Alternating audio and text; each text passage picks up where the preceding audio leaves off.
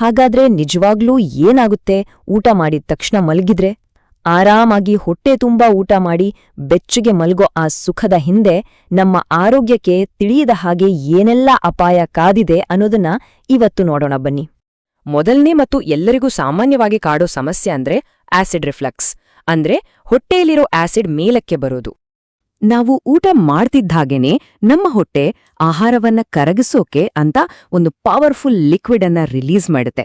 ಅದನ್ನೇ ಹೊಟ್ಟೆಯ ಆಮ್ಲ ಅಥವಾ ಸ್ಟಮಕ್ ಆಸಿಡ್ ಅಂತ ಕರೆಯೋದು. ಇದು ನಮ್ಮ ಜೀರ್ಣಕ್ರಿಯೆಯ ಮೊದಲನೇ ಹಾಗೂ ಅತಿ ಮುಖ್ಯವಾದ ಹಂತ. ನಾವು ನೇರವಾಗಿ ನಿಂತಾಗ ಅಥವಾ ಕೂತಾಗ ಗ್ರಾವಿಟಿ ಅಂದ್ರೆ ಗುರುತ್ವಾಕರ್ಷಣೆ ಒಂದು ರೀತಿ ನಮ್ಮ ಬೆಸ್ಟ್ ಫ್ರೆಂಡ್ ತರ ಕೆಲಸ ಮಾಡುತ್ತೆ. ಅದು ಈ ಆಸಿಡ್ ಅನ್ನ ಹೊಟ್ಟೆಯಲ್ಲೇ ಭದ್ರವಾಗಿ ಇಟ್ಕೊಂಡು ತನ್ನ ಕೆಲಸವನ್ನ ಅಚ್ಚುಕಟ್ಟಾಗಿ ಮಾಡೋಕೆ ಸಹಾಯ ಮಾಡುತ್ತೆ. ಆದ್ರೆ ಊಟ ಮಾಡಿದ ತಕ್ಷಣನೇ ಮಲಗ್ಬಿಟ್ರೆ ಕಥೆನೇ ಬೇರೆ. ಆಗ ಈ ಗ್ರಾವಿಟಿಯ ಸಹಾಯ ಇರೋದಿಲ್ಲ. ಆಗ ಏನಾಗತ್ತೆ ಅಂದ್ರೆ ಈ ಆಸಿಡ್ ಹೊಟ್ಟೆಯಿಂದ ಸುಲಭವಾಗಿ ತಪ್ಪಿಸ್ಕೊಂಡು ನಮ್ಮ ಅನ್ನನಾಳದ ಕಡೆಗೆ ವಾಪಸ್ ಹರಿಯೋಕೆ ಶುರುವಾಗತ್ತೆ. ಇದರ ಎಫೆಕ್ಟ್ ಏನಪ್ಪಾ ಅಂದ್ರೆ ಮೊದಲು ಶುರುವಾಗೋದೇ ಎದೆಯುರಿ, ಗಂಟ್ಲಲ್ಲೇನೋ ಕಿರಿಕಿರಿ, ಕಟ್ಟಿದ ಹಾಗೆ ಆಗೋದು, ಇದೆಲ್ಲ ಶುರುವಾಗುತ್ತೆ. ಅಷ್ಟೇ ಅಲ್ಲ, ಆಹಾರ ಸರಿಯಾಗಿ ಡೈಜೆಸ್ಟ್ ಆಗದೇ ಇರೋದ್ರಿಂದ ನಾವು ತಿಂದ ಆಹಾರದಲ್ಲಿರೋ ಪೋಷಕಾಂಶಗಳು ಕೂಡ ನಮ್ಮ ದೇಹಕ್ಕೆ ಸರಿಯಾಗಿ ಸೇರೋದಿಲ್ಲ. ಊಟದ ನಂತರದ ನಿದ್ರೆ ನಮ್ಮ ಹೃದಯಕ್ಕೆ ಹೇಗೆ ಒಂದ್ರೀತಿ ಓವರ್ ಟೈಮ್ ಡ್ಯೂಟಿ ಕೊಡುತ್ತೆ ಅಂತ ನೋಡೋಣ. ಇಲ್ಲಿ ಒಂದು ವ್ಯತ್ಯಾಸವನ್ನ ಗಮನಿಸಲೇಬೇಕು. ನಾವು ಆರಾಮವಾಗಿ ನಿದ್ದೆ ಮಾಡ್ಬೇಕಾದ್ರೆ ನಮ್ಮ ಹೃದಯ ಕೂಡ ರೆಸ್ಟ್ ತಗೊಳ್ಳುತ್ತೆ, ಹೃದಯ ಬಡಿತ ನಿಧಾನವಾಗಿರುತ್ತೆ. ಆದ್ರೆ ಊಟ ಮಾಡಿ ಮಲಗದಾಗ ಪರಿಸ್ಥಿತಿ ಉಲ್ಟಾ. ಜೀರ್ಣಕ್ರಿಯೆಗೆ ಸಹಾಯ ಮಾಡೋಕೆ ನಮ್ಮ ಹೃದಯ ಹೆಚ್ಚು ರಕ್ತವನ್ನ ಪಂಪ್ ಮಾಡಬೇಕಾಗತ್ತೆ. ಇದರಿಂದ ಬ್ಲಡ್ ಪ್ರೆಷರ್ ಜಾಸ್ತಿಯಾಗಿ ಹೃದಯದ ಮೇಲೆ ಅಷ್ಟೊಂದು ಒತ್ತಡ ಬೀಳುತ್ತೆ. ಇದರರ್ಥ ಏನ್ ಗೊತ್ತಾ? ಪ್ರತಿ ರಾತ್ರಿ ನಾವು ನಮ್ಮ ಹೃದಯಕ್ಕೆ ಹೀಗೆ ಓವರ್ ಟೈಮ್ ಕೆಲಸ ಕೊಡ್ತಿದ್ರೆ ಲಾಂಗ್ ರನ್ನಲ್ಲಿ ಇದು ಹೃದಯಾಘಾತದ ಅಪಾಯವನ್ನ ಹೆಚ್ಚಿಸುತ್ತೆ. ರಾತ್ರಿ ಹೊತ್ತು ನಮ್ಮ ಜೀರ್ಣಕ್ರಿಯೆ ಸಹಜವಾಗಿಯೇ ನಿಧಾನವಾಗುತ್ತೆ. ಹೀಗಿದ್ದಾಗ ಊಟ ಮಾಡಿ ಮಲಗಿದ್ರೆ ಆಹಾರ ಗಂಟೆಗಟ್ಲೆ ಹೊಟ್ಟೆಯಲ್ಲೇ ಉಳಿದು ಕೊಳೆಯಲು ಶುರುವಾಗುತ್ತೆ. ಈ ಕೊಳೆಯುತ್ತಿರುವ ಆಹಾರದಿಂದ ಹಾನಿಕಾರಕ ವಿಷ ಪದಾರ್ಥಗಳು ಬಿಡುಗಡೆಯಾಗಿ ನಮ್ಮ ರಕ್ತಕ್ಕೆ ಸೇರುತ್ತವೆ.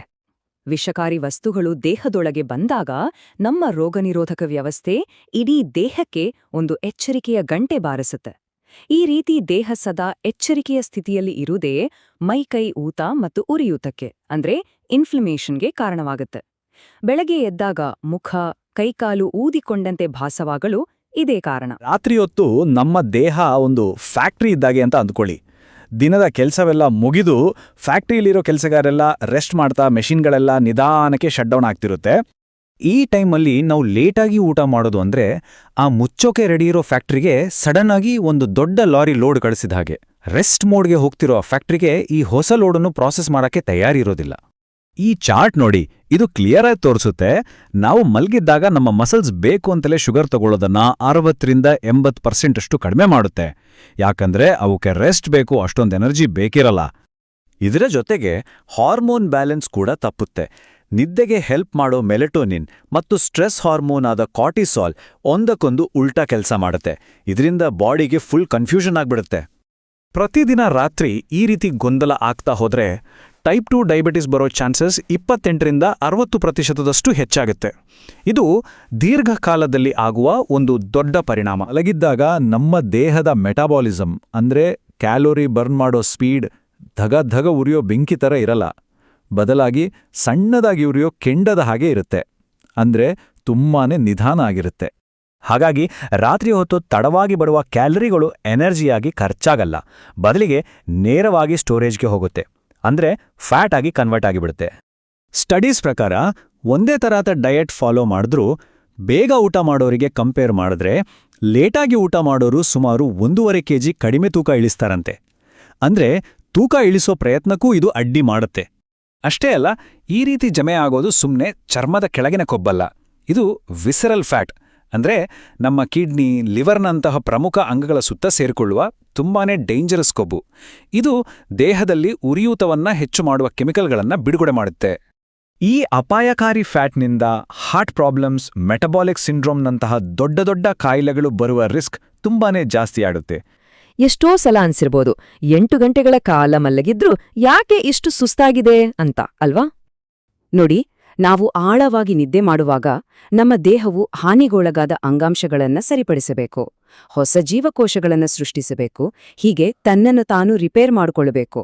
ಆದ್ರೆ ದೇಹವು ಜೀರ್ಣಕ್ರಿಯೆಯಲ್ಲೇ ಬ್ಯುಸಿಯಾಗಿದ್ರೆ ಈ ಎಲ್ಲ ಪ್ರಮುಖ ಕೆಲಸಗಳಿಗೆ ಅಡ್ಡಿಯಾಗತ್ತೆ, ಯಾಕಂದ್ರೆ ದೇಹ ವಿಶ್ರಾಂತಿ ಪಡೆಯೋ ಬದಲು ಕೆಲಸ ಮಾಡ್ತಲೇ ಇರುತ್ತೆ.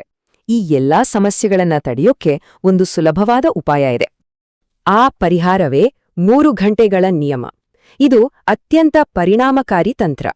ಜೀರ್ಣಕ್ರಿಯೆಯ ಅತ್ಯಂತ ಕಠಿಣ ಹಂತವನ್ನು ಪೂರ್ಣಗೊಳಿಸಲು ದೇಹಕ್ಕೆ ಬೇಕಾದ ಸಮಯವನ್ನು ಈ ನಿಯಮ ಕೊಡುತ್ತೆ.